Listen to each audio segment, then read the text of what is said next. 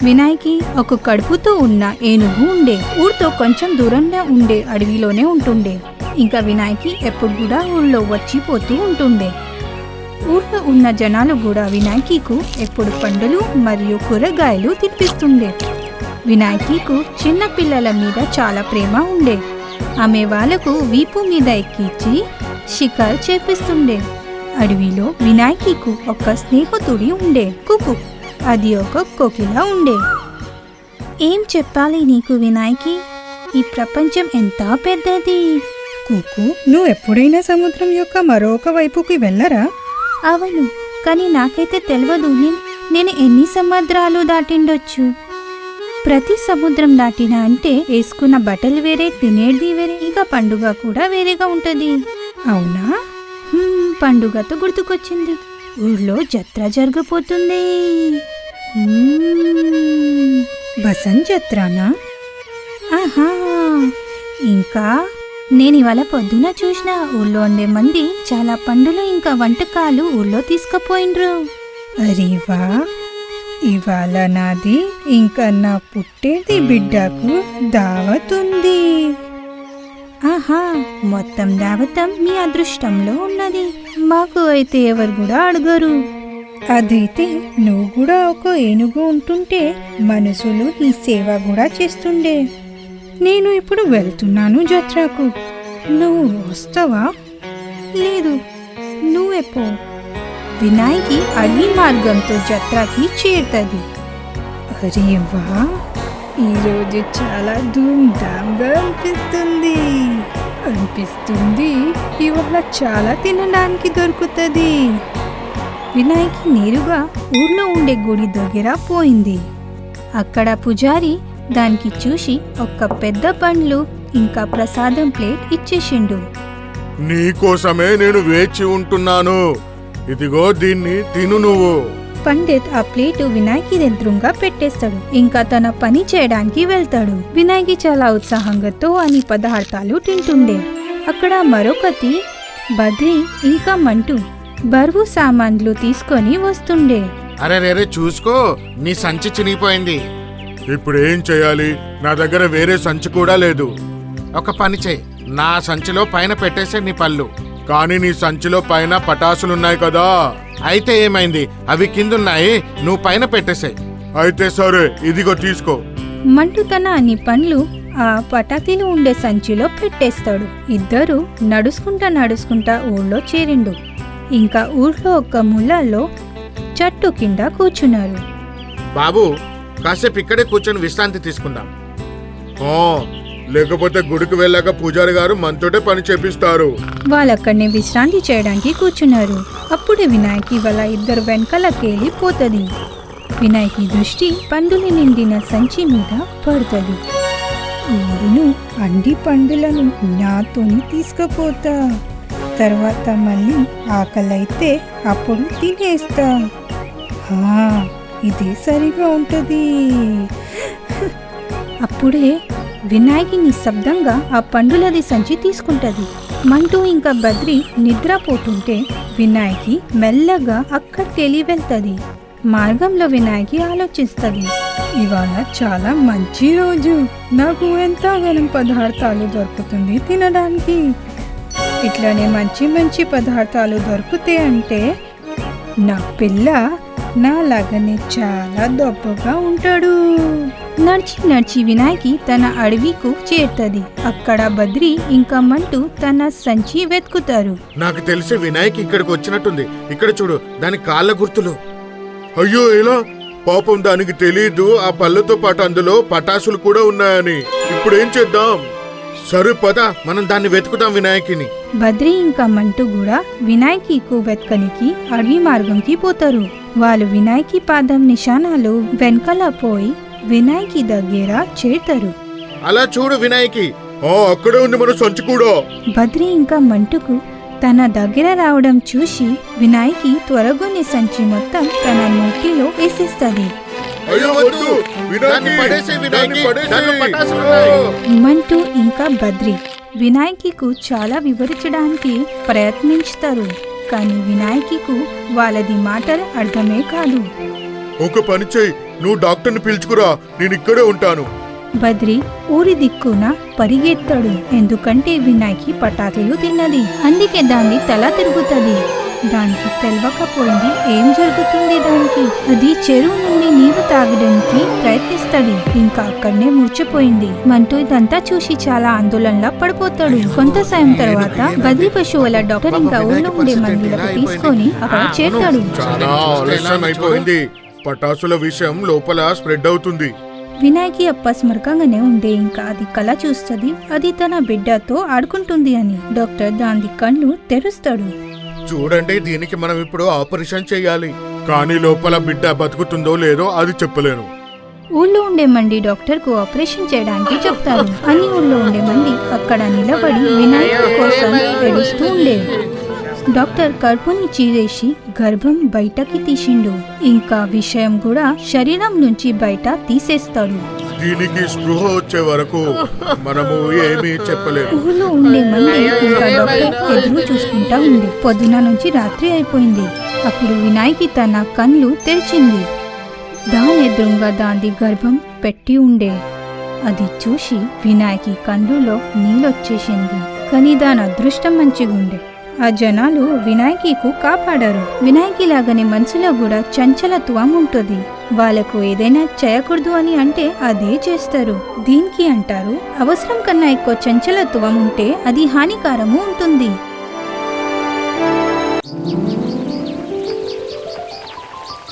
ఈ కథ చింటూది. చింటూ వాళ్ళ అమ్మ నాన్నలతో కలిసి సారంగపురం అనే చిన్న గ్రామంలో నివసిస్తుండేవాడు. చింటూ వాళ్ళది పేద కుటుంబం. కానీ వాళ్ళ తల్లిదండ్రులు చింటూకి మంచి సంస్కారం నేర్పించారు. చింటూ వయస్సులో చిన్నవాడైనా కూడా అన్నీ అర్థం చేసుకునేవాడు. ఇలా అనుకుంటుండగా చింటూ ఒకరోజు దేవుని మందిరానికి వెళ్లి ప్రార్థన చేస్తాడు. భగవంతుడా, మా ఇంటికి ఏమిటి ఈ పరిస్థితి? మీరు ఏదైనా చమత్కారం చెయ్యండి స్వామి. మా అమ్మ నాన్నలను కష్టాల నుంచి గట్టెక్కిస్తాను. చింటూ మందిరం నుండి ప్రసాదం తీసుకుని ఇంటికి వెళ్తున్న దారిలో పింటూ అనే బాలుడు ఒక చిన్న కుక్క పిల్లతో కనిపించాడు. అప్పుడు చింటూ పింటూని ఇలా అడుగుతాడు. పేటు, ఏం చేస్తున్నావు? అరే గుడ్డివాడివా ఏంటి? కనపడటం లేదా? నేను కుక్క పిల్లతోని ఆడుకుంటున్నాను, చూడు. ఆగు పింటూ, ఆ కుక్క పిల్ల చాలా ఇబ్బంది పడుతుంది. మూగజీవాల పట్ల ప్రేమ ఆప్యాయతలతో మెలగాలని మన టీచర్ నిన్న చెప్పింది కదా. చాలు పో, నువ్వు నాకు హితబోధలు చెప్పకు. పింటూ, నువ్విది ఆపకపోతే నేను రేపు టీచర్కు కంప్లైంట్ చేస్తాను. పింటూ చింటూ దబాయింపు మాటలకు ఆగిపోతాడు. అక్కడి నుండి వెళ్ళిపోతాడు. చింటూ ఆ కుక్క పిల్ల మెడలో కట్టబడిన తాడుని విప్పేస్తాడు. అప్పుడు కుక్క పిల్లతో చింటూ ఇలా అంటాడు. నువ్వు చాలా ఆకలిగా ఉన్నావని నాకు అనిపిస్తుంది. చింటూ గుళ్ళోని ఆ ప్రసాదం చిన్న కుక్క పిల్లకు తినడానికి ఇచ్చేస్తాడు. ప్రసాదం తింటూనే కుక్క ఒక జిన్లాగా మారిపోతుంది. ఆ జిన్ని చూసి చింటూ చాలా భయపడతాడు. నువ్వెవరు? నేను జీన్ జాన్ జనార్దన్. నీ మంచి పనులకు నేను ప్రసన్నుడనయ్యాను. ఏంటి ఏంటి నిజంగా నువ్వు జిన్వా? నిజంగానే అన్నా, నేను నిజమే చెప్తున్నా. ఇదిగో, ఇదే నా ఆధార్ కార్డ్, చూడు. అంటే అంటే నువ్వు నిజంగానే జిన్వా? నువ్వు నా కోసం ఏమైనా చేయగలవా? అవును. అరే చెప్పు, ఏం కావాలో చెప్పు. చాక్లెట్ల చెట్టు కావాలా? ఐస్ క్రీం చెరువు కావాలా? ఇంకా ఏమైనా కావాలా? నేను నీకు ఏమైనా 3 విషయాల్లో సహాయం చేయగలను. అయితే నాకు మంచి బట్టలు కావాలి. చిత్తం, మీ ఆజ్ఞానుసారం. అరే వా, ఇది నిజంగానే గమ్మత్తుగా ఉంది. గమ్మత్తు మ్యాజిక్ ఏమీ లేదు చింటూ. కానీ నీకు ఏదైనా మంచి జరగాలంటే ఎవరికీ అన్యాయం చేయకూడదు, ఇబ్బంది పెట్టకూడదు. అంటే అంటే ఇప్పుడు నీకు కొత్త బట్టలు వచ్చాయి కదా? అవును. అయితే అక్కడ చూడు.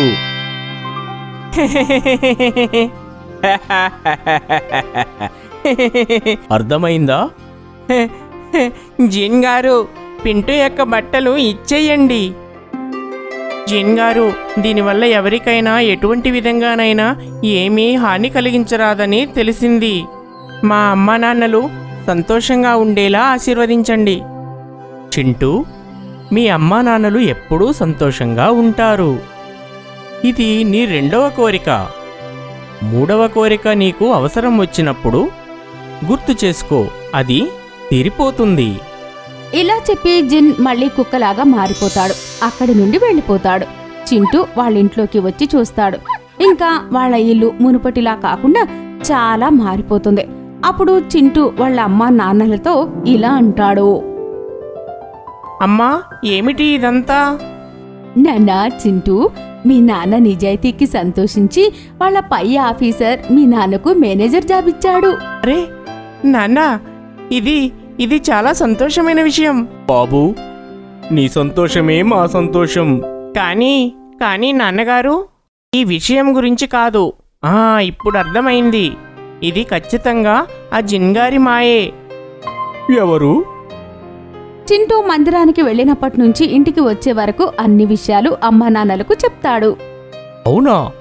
అయితే అదన్నమాట విషయం. ఓ, జాన్కి మంచి జరుగునుగాక.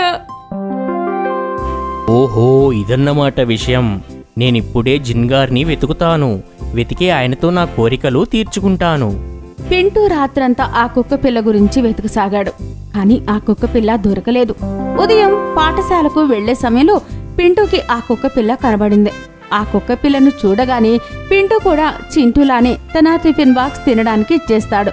ఆ కుక్క పిల్ల బాక్స్ ని తిన్న వెంటనే జిన్ లాగా మారిపోతుంది. నేను జిన్ జాన్ జనార్దన్. నేను నీ మంచి పనులతో నీకు ప్రసన్నుడనయ్యాను. నేను నీ యొక్క 3 ఇష్టాలు కష్టాలు నెరవేరుస్తాను. కానీ ఒక్కటి మాత్రం గుర్తుపెట్టుకో, నీ ఇష్టాలు ఎవరినీ ఇబ్బంది పెట్టేలా ఉండకూడదు.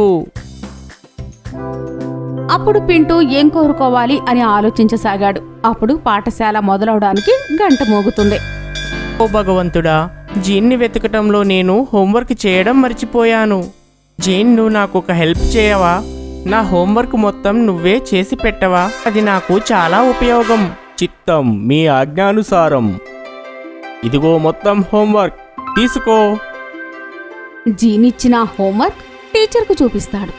అప్పుడు టీచర్ పింటూని కొడుతుంది. నీకసలు సిగ్గులేదా? హోంవర్క్ కూడా చెయ్యవా? చింటూ హోంవర్క్ దొంగిలించి చూపిస్తావా? సారీ మేడం, నన్ను క్షమించండి. సారీ కాదు, రేపు మీ అమ్మ నాన్నలు పాఠశాలకు రావాల్సిందే. లేకపోతే నిన్ను పాఠశాలకు ఎలౌ చేయను. అర్థమైందా?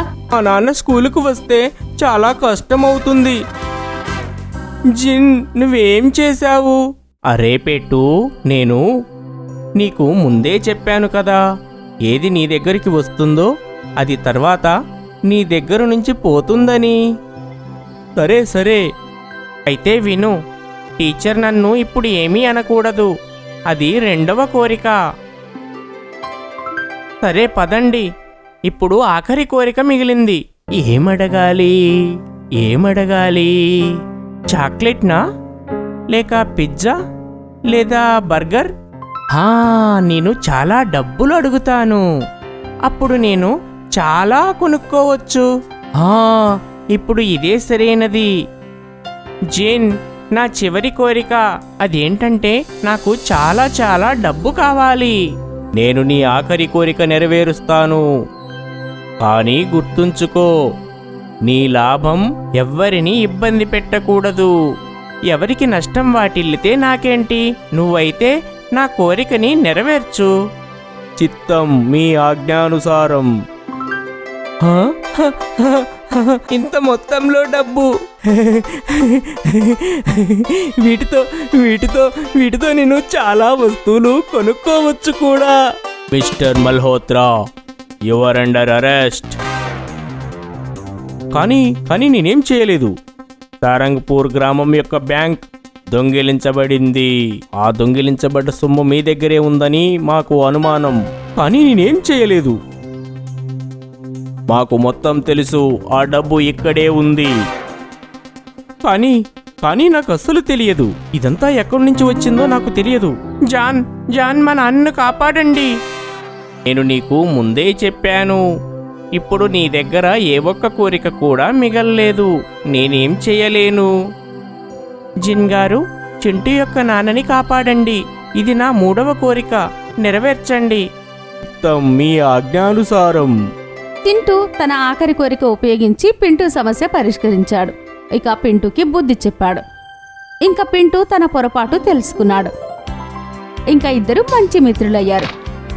ఇక ఒక విషయం గుర్తుపెట్టుకోవాలి, ఉచితంగా ఏదీ రాదు. ప్రతి వస్తువుకి ఎంతో కొంత విలువ, ధర తప్పక ఉంటుంది.